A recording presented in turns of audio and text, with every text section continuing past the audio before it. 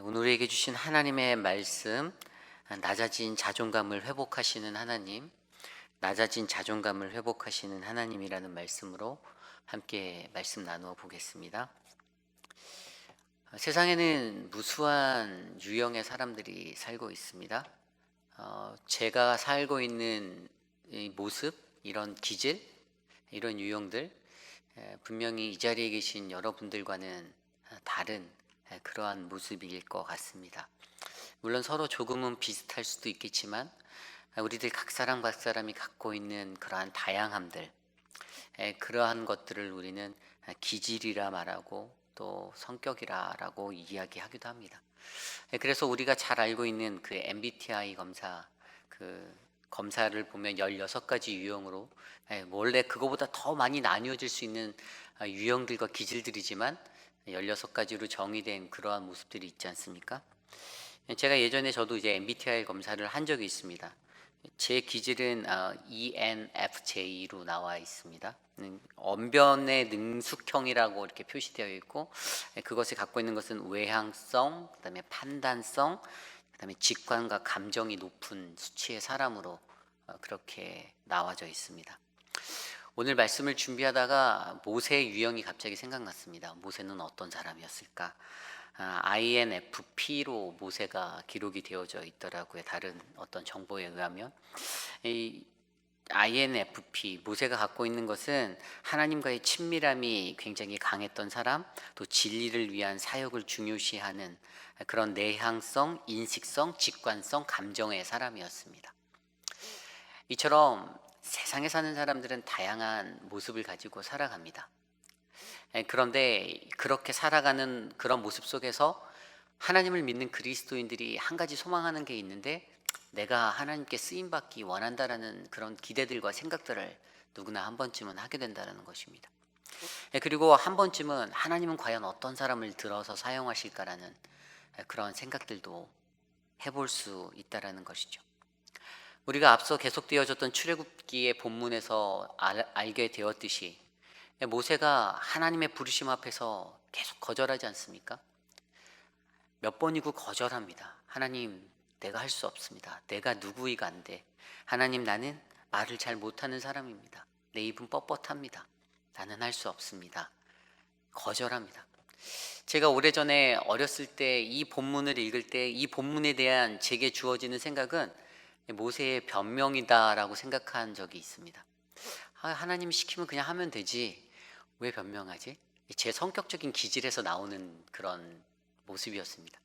그냥 하나님이 딱 하라고 했을 때 하면 되는데, 그게 뭐가 두렵지? 그냥 내 하고 하면 되는 거 아닌가? 그런데 제 스스로는 벌써 제 기질에 맞춰서 판단을 하고 있는 거잖아요. 왜 그렇게 못하지? 그런데 이제 목사가 돼서 어느 정도 연륜이 찼을 때 이런 본문을 접하니까 이 본문 안에서 그 모세가 느껴지는 그것이 제게 있습니다. 모세가 이러한 변명들을 오늘 말씀에도 하죠. 10절 말씀에 모세가 여호와께 아뢰되 오 주여, 나는 본래 말을 잘 하지 못하는 자니이다. 주께서 주의 종에게 명령하신 후에도 역시 그러하니 나는 입이 뻣뻣하고 혀가 둔한 자니이다. 영어 성경에는 slow of speech and tongue이라고 되어 있어요. 그러면 그러니까 내가 갖고 있는 혀와 말이 좀 느리다, 직역하면 이렇게 되지만 실제적으로는 내가 좀 어눌합니다. 나는 그런 것을 그냥 능숙하게 잘 해낼 수 있는 사람이 아니에요, 하나님. 모세가 이렇게 이야기하는 거지 않습니까? 그러니까 어떤 말에 대한 두려움이 그에게 있었을 수도 있다라는 그런 생각을 해보게 되었습니다. 그러면서 거기서 멈추지 않고 모세의 인생을 한번 돌아보았어요. 40년의 시간을 애굽의 왕자로 살았습니다. 그때는 어느 정도 자신감이 충만했을 것 같아요. 왜냐하면 본인이 왕자였기 때문에 부족함은 없었을 거라는 생각이 듭니다. 그런데 본인이 살인을 한 이후에 인생에 그런 실수를 하고 미디안 광야로 도망하였을 때 그 40년은 어떠한 인생이 펼쳐졌습니까? 전반기의 40년과는 전혀 다른 인생이, 가장 바닥의 인생으로 전복되어진 인생이 그의 삶 앞에 펼쳐졌습니다. 그러니까 하루아침에 말하면 아주 그냥 떼부자였던 사람이, 부러울 거 하나도 없던 사람이 나락의 인생으로 떨어져서 양을 치게 되고 그냥 목동의 역할을 감당하는 장인 이드로를 만나 그냥 그렇게 살았던 그의 모습이 그렇게 우리가 생각이 되게 되었다라는 것이죠. 앞서 오늘 본문이 아닌 전에 본문에도 그래서 그가 아내를 맞아서 결혼하게 되었을 때 그때 자신의 자식의 이름 게르솜이라고 지었던 거, 하나님 앞에 그 이름을 지어서 올렸던 게 그 이름의 뜻이 무엇입니까? 그가 얼마나 괴로워했으면 내가 이 땅에 나그네가 되었다라는 그러한 의미로 그의 이름을 지어줬을까라는 생각이 들게 되었다라는 것입니다. 자신의 인생이 뭐 어떤 기질을 가졌든 아까 제가 말씀드린 뭐 INFP의 유형을 가졌다, 그것보다도 더 중요한 거는 그의 인생이 분명히 고난이었고 너무나도 어려운 인생을 거쳤더라는 사실입니다. 그 속에서 그의 환경적인 것들, 본인은 오늘 말씀에서 나는 본래 말을 잘 못합니다, 본래라는 단어를 써서 내가 오리지널리 하나님 그런 거에 재주가 없어요 라고 이야기하였지만, 분명히 그가 미디안 광야의 40년을 겪으면서 그의 환경은 그의 자존감을 더욱더 낮춰놨고 자신감도 더 떨어뜨리고 좀 그런 삶으로 그를 만들었지 않았을까라는 그런 생각을 하게 됩니다. 그런 모습 속에서 하나님을 대면한 그가 할 수 있었던 것은 두려움 안에서 거절하는 것, 하나님 못합니다, 자신 없습니다 라는 고백일 수밖에 없겠구나라는 생각을 하게 되었죠. 그래서 어린 시절에 이 말씀 드리면서 왜 모세가 변명하지라고 생각했던 제가 어리석었구나라는 생각을 저는 하게 되었습니다. 그러한 그에게 하나님이 말씀하시죠. 11절 말씀에 여호와께서 그에게 이르시되 누가 사람의 입을 쥐었느냐, 누가 말 못하는 자나 못 듣는 자나 눈 박는 자나 맹인이 되게 하였느냐, 나 여호와가 아니냐 라고 말씀하여 주십니다. 오늘 이러한 모세를 보면서 하나님의 어떤 마음이 들었을까요? 안타까운 마음이 굉장히 많이 들었을 거라는 생각이 듭니다. 그런데도 여기에서 발견되는 한 가지 원리는 하나님이 선택하고 찍으신 사람은 어떤 상황 속에서도 끝까지 하나님이 포기하지 않고 사용하시려고 든다라는 그 생각이 들었습니다. 하나님 앞에 딱 그렇게 찍힘을 받은 그 모세의 인생, 결국에는 하나님이 몇 번이고 부르시지 않습니까? 모세야, 네가 가야 돼, 네가 해야 돼. 이것을 하나님이 계속 보여주시는 겁니다. 그럴 때에도 모세는 오히려 뭐라고 말합니까? 13절에 모세가 이르되 주님, 보낼 만한 자를 보내소서. 그러니까 이 모세가 이 고백을 하는 장면을 보면서 가장 느끼는 거는 모세가 미디안의 40년을 통해 자기 자신을 얼마나 정확히 들여다보고 있었는지가 발견이 되는 것입니다. 내가 어떠한 존재인지, 내가 얼마나 연약한 존재인지, 내가 그래서 할 수 없다라고 말하는 이 모세의 모습들, 이렇게 말하는 그 모세의 마음은 괴롭고 힘들고 그 어려운 모든 인생의 역경을 겪은 그 시간 속에서 가장 낮아짐의 것들을 경험한 그러한 사람, 결국에 이것들 안에서 하나님이 쓰시기 원하는 사람에 대한 그 한 가지가 우리가 바라볼 수 있는 사실은 가장 낮아지는 사람을 하나님이 쓰시기 원한다라는 사실입니다. 무엇에가 잘 있는 것 같은 40년의 인생의 전반기, 왕자로 살 때 권력도 있었을 법하고 물질도 풍족했을 것 같은 그때 왜 하나님이 사용하지 아니하고, 왜 하필이면 나락의 인생으로 떨어진 도망간 그 도망자의 신세, 나그네와 같은 인생에 그 40년의 시간을 보내고 있는 그 사람을 하나님께서 부르셨는지, 하나님이 40살에 나타나서 모세야 일하러 가자라고 말씀하실 수 있었던 것인데 하나님이 왜 그때 하지 아니하시고 하필이면 인생의 가장 밑바닥에 주저앉아 있는 그 모세에게 나타나셔서 내가 너를 사용하겠다라고 부르시는지, 이것에 대해서 우리가 생각해 볼 수 있다는 사실입니다. 그런데 이러한 모세를 향해서 계속해서 거절하니까 하나님의 대안이 여기에 그리워져 있습니다. 오늘 말씀 14절 말씀을 보면 여호와께서 모세를 향하여 노하여 이르시되 레위 사람 내 형 아론이 있지 아니하냐, 그가 말 잘하는 것을 내가 아노라. 그가 너를 만나러 나오나니 그가 너를 볼 때 그의 마음에 기쁨이 있을 것이라. 아멘. 하나님이 모세를 향해서 노를 표했다라고 합니다. 노하였어요. 그러니까 본인을 너무나도 자세하게 알기에 하나님 할 수 없습니다 하지만 이제 하나님도 조금 이제 막 짜증이 나시는 것 같아요. 야, 그만 좀 해라 이건데 모세가 계속해서 그러니까 이게 튕기는 것 같이 느껴지는 건 아니지만 하나님께서는 마음속에서 또 노하심이 났던 것 같아요. 그러면서도 하나님의 대안은 야, 너 주변에 그렇게 말 잘하는 아론 있지 않냐? 아마 아론이 말을 잘한다고 보니까 제가 봤을 때 아론은 제 유형과 비슷한 ENFJ의 유형이 아니었을까 생각이 들었어요. 야, 그 언변술 뛰어난 걔 있으니까 내가 좋은 팀을 만들어 줄 테니까 해라, 가라 이렇게 이야기해 주시는 거죠. 그러면서 그냥 거기에서 멈추는 게 아니라 17절에 보면 너는 이 지팡이를 손에 잡고 이것으로 이적을 행할지니라.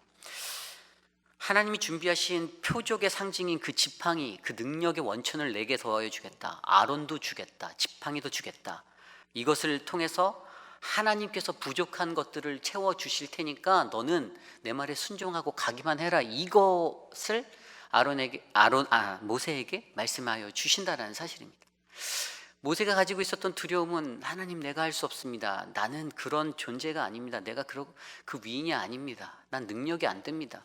나는 할 수 없습니다라는 그 사실을 하나님께 자꾸만 어필하고 있는데 하나님이 너는 그냥 가기만 하면 돼. 내가 너의 부족함을 채울 거야 라는 이 사실을 비춰주시는데 모세가 그 순간순간마다 계속 괴로워하며 갈등하고 조금 하고 싶은 마음이 들다가도 아니다 못하겠다 이러한 모습으로 하나님 앞에 서고 있다라는 사실들. 사랑하는 성도 여러분, 우리들의 인생을 돌아볼까요? 저와 여러분들은 어떻습니까? 제 인생을 돌아보면 아까 말씀드린 저는 기질적으로 좀 두려움이 많이 없는 사람입니다. 그렇다고 두려움이 아예 없는 건 아니고요. 제 기질상 제가 어떤 일을 할 때는 제가 어렸을 때부터 생각했던 한 가지가 0.0001%의 가능성만 있으면 해보자라는 게 제 기질에서 나온 성격이고 성향이에요. 할 줄 몰라도 달려들어서 그냥 열심히 한번 해보는 겁니다. 그러다가 안 될 수도 있고 될 수도 있고 근데 이 기질적인 차이더라고요. 그런데 저랑 같이 사는 저희 아내는 전혀 정반대 사람입니다. 제 아내는 정말 못합니다. 그런 두려움에 휩싸여서 무언가 하기 한 6개월 전부터 고민을 하고 생각을 하고 너무 많이 생각을 하고 또 생각을 하고 돌아 나오면 또 생각을 하고 제가 옆에서 보는 제 기질, 저 같은 기질의 사람이 보면 속이 터지는 거예요. 저 뭐지 저 진짜 우리 아내한테 여보 노이로제 걸릴 것 같아 그만 생각해 아직도 몇 달이나 남았잖아 라고 이야기를 제가 할 정도로. 그런데 하나님이 그러한 모습 속에서 그렇게 연약한 자리에 있던 모세에게도 계속해서 말씀해 줬던 것이 너는 그냥 가기만 하면 돼. 두려워하지 마. 내가 너의 부족한 것을 내가 채워줄게. 내가 그 힘이 되어줄게. 이것을 하나님이 우리에게 말씀해 주신다라는 사실입니다. 사람들은 누구나 하나님 앞에 쓰임받기 원합니다. 내가 그 쓰임받는 한 사람이 되기를 원합니다. 어떤 기질이 맞다 틀리다는 우리가 논할 수 있는 것이 아닙니다. 하지만 하나님께서는 그 한 사람을 세우기 위해서 그 한 사람의 인생이 가장 낮은 자리, 가장 나락의 자리로까지 꼬꾸라지는 그 순간까지 하나님께서 바라보시고 기다리셨다가 그 사람을 다시 붙잡아서 일으켜 세워주시는 하나님이시다라는 사실입니다. 사랑하는 우리 오렌지 가나안 장로교회에도 그러한 성도들을 볼 때가 많이 있습니다. 두려움에 휩싸여서 갈팡질팡 머뭇거리시는 분들을 뵐 때가 많습니다. 사역을 하고 어떤 것들을 감당할 때에도 여러 가지 그런 두려움들 때문에 고민하고 어려워하고 마음에 힘들어하는 것들이 있으신 분들이 보입니다. 그런 분들에게 용기 드리고 싶은 한 가지가 바로 오늘 이 말씀인 것 같습니다. 하나님이 붙잡아 주시고 하나님이 인도하여 주시니 그분만 바라보고 순종하면 된다라는 것. 그냥 그 일을 행하기만 한다라면 그 하나님의 표적의 지팡이와 이적의 지팡이가 우리에게 있고 아론과 같은 또 좋은 동역자들이 우리들의 주변을 돌아보면 있으니 그 일들이 만들어진다라는 사실입니다. 그런데 세상에서 살아가는 수많은 사람들은 그것을 보지 못합니다. 자꾸만 나만 바라봅니다. 그리고 그 나라는 존재에 매여서 서 있습니다. 거기에 멈춰 있습니다. 못합니다. 나는 못합니다. 난 안 됩니다. 그럴 때 우리의 눈을 잠깐 들어 우리의 공동체 안에 옆을 돌아다 보면 나는 못하는데 그걸 할 수 있는 다른 사람이 내 옆에 있다라는 사실. 이것들을 깨닫는 공동체가 진정한 하나님께 맞춰진 그러한 공동체들이 되지 않을까라는 질문들을 오늘 말씀을 통해서 던져보게 됩니다. 사랑하는 성도 여러분, 우리가 이 땅에서 가지고 있는 것들이 어떤 하나님 앞에 쓰임받고 그런 것들을 증명하는 것들이 되지 못합니다. 하나님이 원하는 것은 가장 낮아지고 낮아짐을 경험하는 그 한 사람을 찾고 계신다라는 사람입니다. 왜 내가 오늘 이 고난을 받습니까? 라고 우리가 말할 수 있지만 어찌 보면 하나님은 그 고난을 통해 인내와 연단을 낳게 하셔서 정금같이 우리를 만드시고 우리를 하나님의 일꾼으로 모세와 같은 그 한 사람으로 쓰임받게 하기 원하신다라는 사실들을 저와 여러분들이 발견하기를 간절히 소망합니다. 어떠한 일들이 우리 앞에 있든지 하나님께서는 그 선택한 한 사람을 통해서 일하기 원하십니다. 그리고 더 중요한 것은 내 방식대로의 그러한 모습으로 일을 처리했던 모세의 이전의 일들, 모세의 방식으로 했더니 살인이 일어나지 않습니까? 그런데 하나님의 방식으로 했더니 어떤 일들이 일어났습니까? 모세의 방식으로 했더니 자기 동족 히브리 사람 몇 명도 그 사람을 따라오지 않습니다. 모세의 방식대로 살인하고 나갔더니 그 사람들이 너도 나중에 우리 그런 식으로 죽일 거 아니야? 이런 식으로 나옵니다. 근데 하나님의 방식대로 나아갔더니 어떻게 해요? 한 민족이 이끌려갑니다. 수십만 수백만 명의 사람들이 이끌려갑니다. 이것이 바로 하나님이 원하시는 리더십의 사람, 하나님이 가장 낮아진 자리를 경험한 그 한 사람에게 주시는 축복의 은혜라 저는 믿습니다. 사랑하는 우리 오렌지 가나안 상록의 성도 여러분, 오늘 이 하루를 살아가며 우리들의 인생이 어떠한 인생인지를 한번 조심스레 들여다보기를 간절히 소망합니다. 내가 가장 낮아지고 낮아지는 그 하나님의 자리에 서 있는가? 그 자리에 내가 서 있는가? 그럼 이게 내게 주시는 하나님의 축복이구나. 하나님이 나를 사랑하시는구나. 이것을 경험함으로 오늘 하루의 인생 가운데 나를 들어 쓰시고자 하시는 그 하나님을 만나는 그런 아름다운 은혜가 우리 안에 충만하기를 간절히 소망합니다. 오늘 주신 하나님의 말씀을 놓고 함께 기도하기 원합니다. 어떠한 두려움에 휩싸여 계십니까? 어떠한 모습으로 하나님께 쓰임받기 원하십니까? 그 모습이 어떠하든지 하나님이 선택하신 그 한 사람 반드시 하나님이 들어 쓰신다라는 거, 그러니 두려워하지 말고 오직 하나님만 바라보며 나아가는 우리 모두 될 수 있도록 기도하기 원합니다. 기도하신 후에 제가 기도하고 축도로 각자 기도하기 원합니다. 기도하겠습니다.